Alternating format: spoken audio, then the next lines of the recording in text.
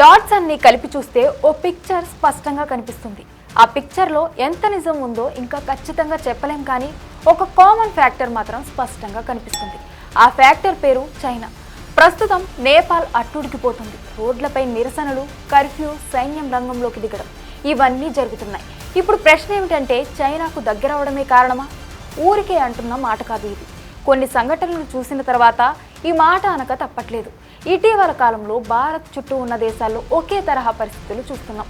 మొన్న బంగ్లాదేశ్, అంతకుముందు శ్రీలంక, ఆ తర్వాత పాకిస్తాన్, ఇప్పుడు నేపాల్. ఈ దేశాలన్నిటిలోనూ అస్థిరత చెలరేగుతోంది.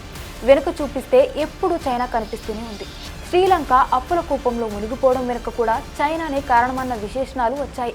బంగ్లాదేశ్లో ఇటీవల జరిగిన అల్లర్ల వెనుక కూడా చైనాకు లింక్ ఉందని అనుమానాలు ఉన్నాయి. పాకిస్తాన్ అయితే ఎప్పుడూ చైనా ప్రభావంతోనే ఉంటుంది. ఇప్పుడు నేపాల్లో కూడా పరిస్థితులు కుదుట పడకపోవడంతో మళ్ళీ అదే ప్రశ్న తలెత్తుతుంది. భారత్ చుట్టూ అస్థిరత సృష్టించడమే చైనా లక్షణమా, లేక ఇవన్నీ యాదృచ్ఛికంగా జరుగుతున్నాయా? ఇది యాదృచ్ఛికమైతే కేవలం దేశంలోనే జరిగేది, కానీ చుట్టూ ఉన్న 4 దేశాల్లో ఒకేసారి అశాంతి రగులుతుందంటే ఇది సాధారణ విషయం కాదన్న సంకేతం స్పష్టంగా కనిపిస్తుంది. ఇదంతా జరుగుతుంటే మరో ఆసక్తికరమైన విషయము జరిగింది. 2 రోజుల్లో 4 దేశాల ప్రధానులు రాజీనామా చేశారు. ఫ్రాన్స్ ప్రధాని ఫ్రాంకోయిస్ రాజీనామా, థాయిలాండ్ ప్రధాని షిన్వత్రా రాజీనామా, జపాన్ ప్రధాని ఈషిబా రాజీనామా, ఇక ఇప్పుడు నేపాల్ ప్రధాని కేపీ శర్మా ఓలీ రాజీనామా.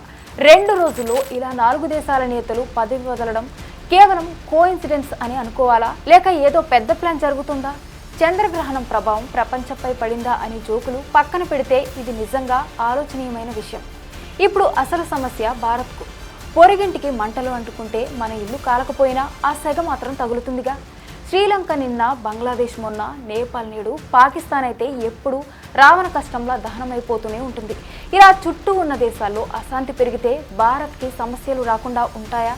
అస్సలు ఉండవు. ఎలా అంటే సరిహద్దు భద్రత క్షీణిస్తుంది, అశాంతిలో ఉగ్రవాద గ్రూపులు చొరబడే అవకాశం పెరుగుతుంది, అక్రమ వలసలు విపరీతంగా పెరుగుతాయి, సమీప దేశాల్లో గందరగోళం ఉంటే ప్రజలు రక్షణ కోసం భారత్లోకి రావడం సహజం.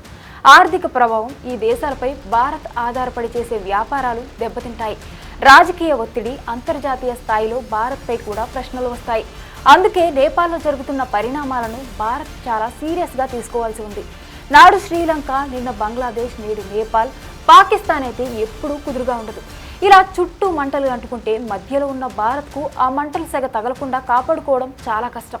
ఇప్పుడు ఈ డాట్స్ అన్ని కలిపి చూస్తే ఒక ఫ్యాక్టర్ చైనా స్పష్టంగా కనపడుతుంది. ఇది కేవలం యాదృచ్ఛికమా, లేక భారత్ చుట్టూ ఒక పెద్ద వ్యూహం నడుస్తుందా అనేది రాబోయే రోజుల్లోనే తేలుతుంది.